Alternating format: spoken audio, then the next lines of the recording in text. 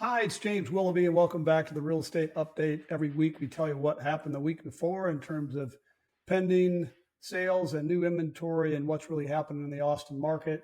We are at the end of the fourth week here in October of 2024, and let's dig in. So, what we found out this last week is inventory is starting to drop even more. So, we went from 11,520 to 11,341. So we had a 200 home drop last week in terms of overall inventory. It's causing the absorption rate to speed up a little bit, which is good. And if we pull back here, you can see that the red graph and the blue graph are converging, which means inventory is going to probably match the same level it was at the end of last year by the end of this year. So that's good information to know.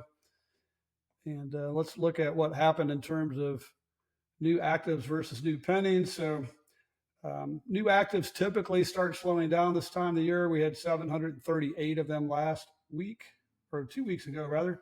Then last week we dropped to 621. So that's a significant drop of new active listings going on each week. We pull back, you can see we're a little bit higher this week on actual pending sales. The blue graph represents pending. So we went from 665 to 681. So we're probably going to bounce around that 700 range, maybe sub 700 range for the next several weeks. Typically our market rolls pretty good in terms of like overall activity for the next 6 weeks. Take us into the first or second week of December where things really slow down. So if you're selling right now, we're in the 6-week time period that is going to be the best time to sell your home. Whereas at the very end of the year here, probably going to have very dismal showings and poor results and so forth. So that's what's going on there. And then we talked about absorption rate a minute ago.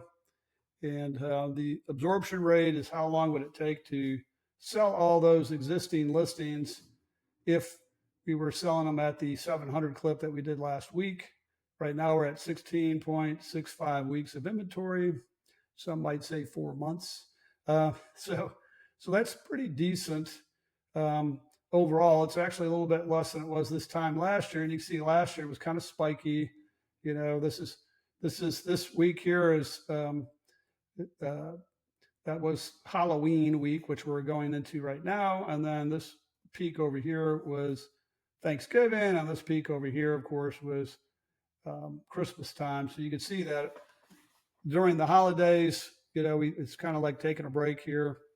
There's like a 1 week break around Thanksgiving, and then about a 2 week break right there in the Christmas time frame. And the other thing to talk about today, as far as interest rates are concerned, if you're tracking interest rates amongst all the other crazy news out there, rates have actually gone up about 0.5% in the last several weeks, which is surprising a lot of people. But I think the Fed may have jumped the gun a little bit with the 0.5 point reduction, and that was already baked into the lower interest rates. So what they're sending a signal is that the economy is actually doing good, despite the fact that, and the rhetoric is the economy is doing bad. And so that's brought the interest rates back up a little bit. We're still lower than we were much earlier this year. And we still think that rates will continue to decline, but it's going to decline over a longer period of time. So expect the rates to be back where they were at a couple of weeks ago, towards the end of the year, and maybe on into January. And the experts are telling me that rates will continue to decline throughout the rest of next year, but don't expect huge changes over the next couple of months. So until next week, have a great one. I'm excited to show you next week how many homes expired, because we are here at the end of October, and we'll get a lot of expired listings on the 31st that won't come back on the market. That'll do a market reset for us, which will show us the absorption rate speed up because there'll be fewer homes to compete with if you're a seller. Still a good selection for buyers. So we'll talk to you then. Have a great one. Thanks.